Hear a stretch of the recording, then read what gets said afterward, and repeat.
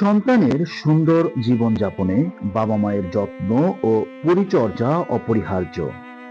এজন্য সন্তানকে সময় দেওয়া প্রয়োজন। সন্তানের সুষ্ঠু বিকাশ ও নিরাপত্তা দেওয়ার দায়িত্ব বাবা মার। বলা হয়, পৃথিবীর সবচেয়ে নিরাপদ আশ্রয়স্থল হলো মায়ের কোল।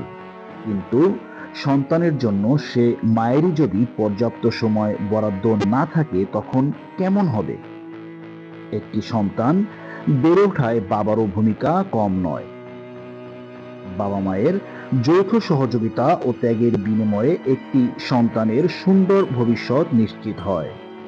কিন্তু কালের পরিক্রমায় বা আধুনিকতার ছোঁয়ায় বাবা মায়ের ব্যস্ততা বেড়েছে বহুগুণ।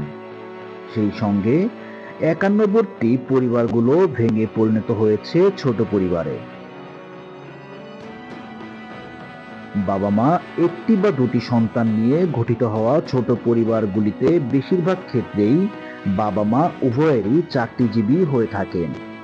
ফলে তাদের সন্তানের জন্য খুব একটা সময় থাকে না। একা একা বেড়ে ওঠা সন্তান অনেক সময় হীনমন্যতায় ভোগে, কখনো বা খারাপ সঙ্গ পেয়ে লিপ্ত হয় সন্ত্রাসী কার্যকলাপে। তাই প্রত্যেক বাবা মায়ের উচিত শত ব্যস্ততার মধ্যেও সন্তানকে সময় দেওয়া। নিজেদের কাজের পাশাপাশি সন্তানকে পর্যাপ্ত সময় দেওয়া হচ্ছে বাবা মায়ের প্রধান কর্তব্য ও দায়িত্ব। ছুটির দিনে সন্তানের পছন্দ মতো কিছু রান্না করুন। দিনের একটা সময় বেরিয়ে আসতে পারেন সবাই মিলে।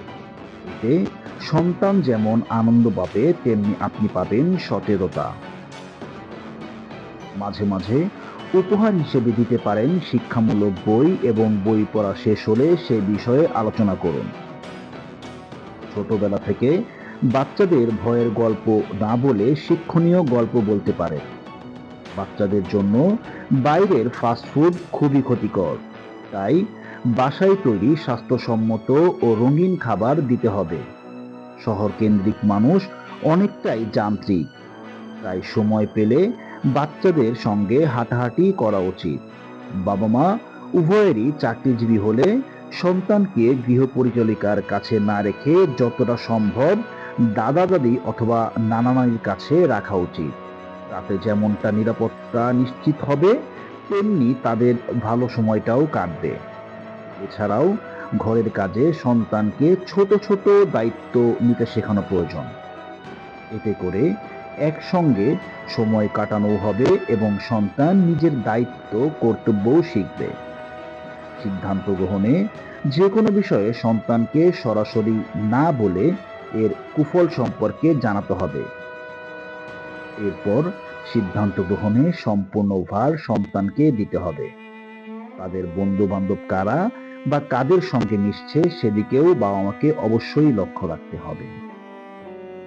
পরিশেষে বলতে চাই, যদি আমাদের এই ভিডিওটি ভালো লাগে তাহলে অবশ্যই সাবস্ক্রাইব করে দেবেন এবং আমাদের সাথেই থাকবেন। ভালো থাকবেন, সুস্থ থাকবেন। আসসালামু আলাইকুম।